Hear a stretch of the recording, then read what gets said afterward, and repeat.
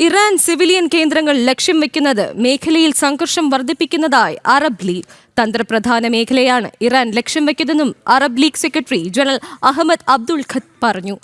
Arab league വിദേശകാര്യമന്ത്രിമാരുടെ യോഗം ഉടൻ നടക്കുമെന്നുമാണ് സൂചന. വിവരങ്ങളുമായി ഐസൻ ജോസ് ചേരുന്നുണ്ട്. ഐസൻ, ഇറാൻ സിവിലിയൻ കേന്ദ്രങ്ങൾ ലക്ഷ്യം വെക്കുകയാണ് ഇപ്പോൾ നടക്കുന്നത്. പറയൂ വിശദാംശങ്ങൾ. തീർച്ചയായും ഗോപിക, ഇറാൻ ഈ സിവിലിയൻ കേന്ദ്രങ്ങളെ ലക്ഷ്യം വയ്ക്കുന്നത് വലിയ ആഘാതങ്ങളാണ് സൃഷ്ടിക്കുന്നത് എന്നും അത് ആ മേഖലയിൽ ഒരു സംഘർഷാവസ്ഥ സൃഷ്ടിക്കുന്നുവെന്നുമാണ് ഇപ്പോൾ ഈ നിലപാട് പുറത്തു വന്നിരിക്കുന്നത് അറബ് ലീഗിൻ്റേതാണ് എന്നതാണ് ഏറെ ഗൗരവമർഹിക്കുന്ന ഒരു വിഷയം. അറബ് ലീഗ് സെക്രട്ടറി ജനറൽ തന്നെ ഇക്കാര്യം വളരെ കൃത്യമായി അറിയിക്കുകയും ചെയ്തിട്ടുണ്ട്. അതായത് നമുക്കറിയാവുന്നതാണ്, വിവിധ അറബ് രാജ്യങ്ങളുടെ പല മേഖലകളിലേക്കും ആക്രമണം നടത്തിയ ഒരു സാഹചര്യമുണ്ടായിരുന്നു. ഈ ഒരു പശ്ചാത്തലത്തിലാണ് ഇത്തരമൊരു നിലപാട് കൃത്യമായി സ്വീകരിക്കുകയും ചെയ്തത്.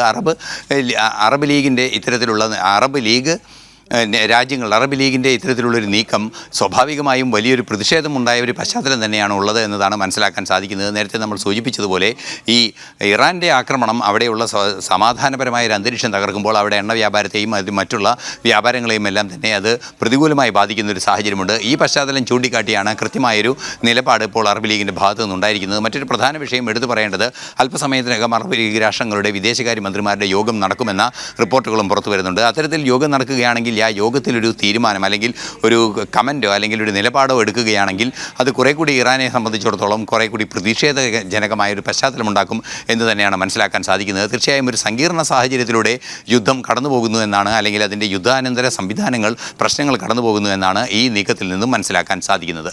ഗോപിക. ശരി, ഐസൻ ജോസാണ് വിവരങ്ങൾ പങ്കുവച്ചത്.